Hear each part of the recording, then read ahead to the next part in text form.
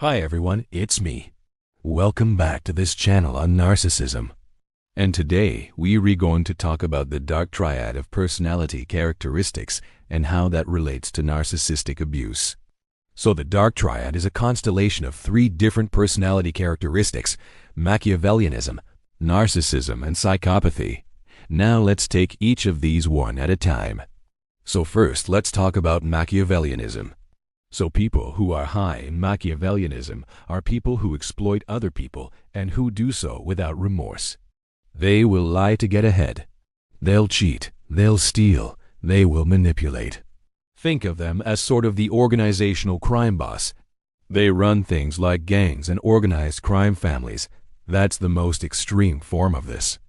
But lower levels of this look like manipulation, exploitation, sort of like social climbing, and doing whatever it takes to win. Remember that all of these traits exist on a continuum. There's not like a test where you can say you're high or low. It's more of a continuum. You may have some of this. I have some of this. Everybody has a little bit of this. But when it becomes pathological, problematic, toxic, then we really have to be aware of it. The second trait is narcissism. This is actually something that overlaps quite a bit with grandiose narcissism. So I'm going to sort of do these two together because it's such an important distinction. Narcissism is essentially being preoccupied with fantasies of unlimited success, power, beauty, brilliance, the kind of stuff that people buy into. The difference between the grandiose narcissist and the more malignant style of narcissism is that the grandiose narcissist tends to be very entitled, arrogant, self-preoccupied, but they're not malicious.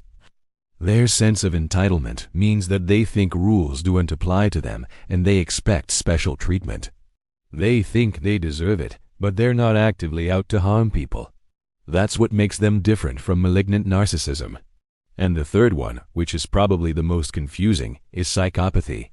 People who are high in psychopathy tend to be very impulsive, irresponsible, superficial, but also callous and cold-hearted. People who are high in psychopathy do not care about the feelings of others. They're not empathetic. They're not concerned with what happens to other people.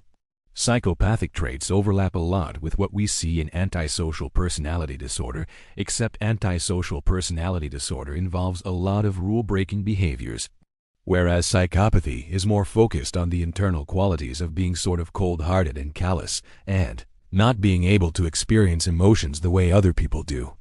Now, the reason why I'm talking about this today is because manipulators use all 3 of these styles to get ahead. And if you understand the dark triad, you're in a better position to protect yourself against it. No. 1. Recognize that they're selfish. Manipulators are very selfish. They only care about themselves. And they will do anything they can to take advantage of you.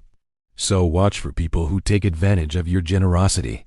You know, there was this classic story about this guy who kept asking his friend for money. He said he needed it for rent, but then he never paid his rent, and he kept asking for more money. And finally, his friend said, "You know, I've given you enough money. It's time for you to pay your rent." And he said, "Oh, no, you don't understand. I need your money.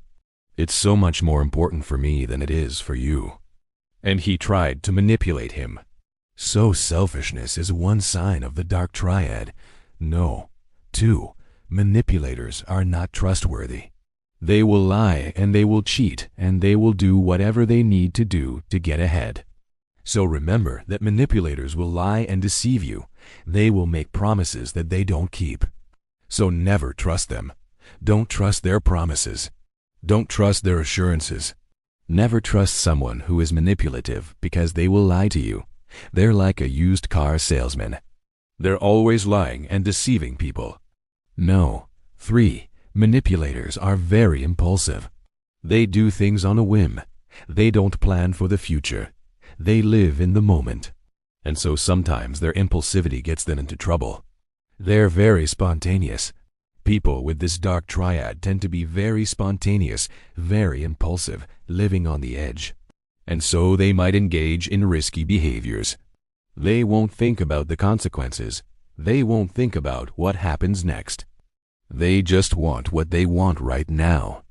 And if that means manipulating you, then they'll do it. Number 4. Manipulators are very skilled at making you feel guilty. Now, part of this has to do with their empathy. Because people who are high in the dark triad are low in empathy, they don't pick up on other people's cues. So they're bad at knowing what's bothering you, or what's upsetting you, or what's making you angry. But they're skilled at using guilt to control you. Let's say you're very busy and you can't take on another project at work, but your manipulative boss comes along and she says, "I need you to take this project on. I need you to cover for me." And she begins to manipulate you by saying, "If you don't do this, then I'm going to look bad. I'm going to look bad to my boss." Your boss is going to think that you can't do the job. She's trying to make you feel guilty so you'll take on more work. No. 5. Manipulators will try to make you doubt your memory, so they're very good at gaslighting. They will deny things happened. They will say things didn't happen the way you remember them. So the next time a manipulator tries to tell you something didn't happen the way you remember, you might want to write it down. It might be worth it to send an email and have a record of what happened, because they will make you question your memory. No. 6. Manipulators are extremely competitive. They want to beat everybody else. And so if you think about sports, they're very aggressive. Sports bring out the worst in some people. And so people who are high in the dark triad tend to be very competitive. They want to beat you. They want to beat everybody else. They're very combative and they're very aggressive. They don't play to win. They play to destroy the other person. So whenever you're dealing with someone who is manipulative, remember that they're very competitive. They want to beat you. They want to beat everybody else. And if that means exploiting your strengths, they will do it. If it means undermining you, they will do it. No. 7. They're very charming and charismatic. They're very attractive. They know how to put it together, and they know how to get you to like them. Manipulators are very attractive. They know how to be very charming. They know how to speak.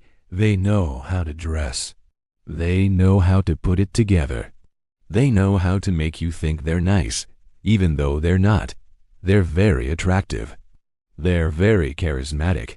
No. 8. They make you afraid to express negative emotions around them. The fear of retaliation is a powerful motivator. And many people who are manipulated are afraid to speak up. They're afraid to express their needs or their opinions or their anger or their frustration or their sadness. They don't want to upset the manipulator. And so they keep it all inside. And that is a very unfortunate thing, because allowing those emotions to build up is not healthy for you. And the more you suppress your emotions around a manipulator, the more likely you are to explode. And that explosion could be very damaging. So try to find support outside the relationship with the manipulator so you can express your true emotions. No. 9. The opposite of compassion. Compassion is feeling concern, empathy, and wanting to help. For a manipulator, it's all about them.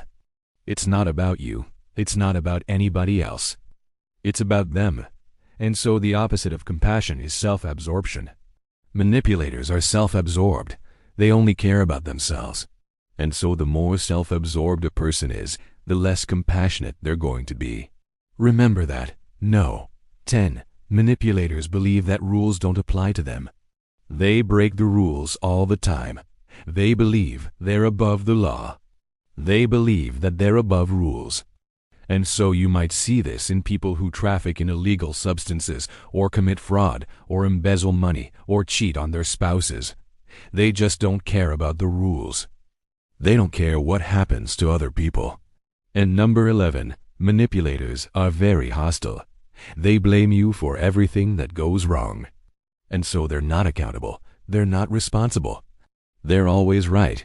You're always wrong. You should apologize to them. And they will never admit when they're wrong. Thanks again.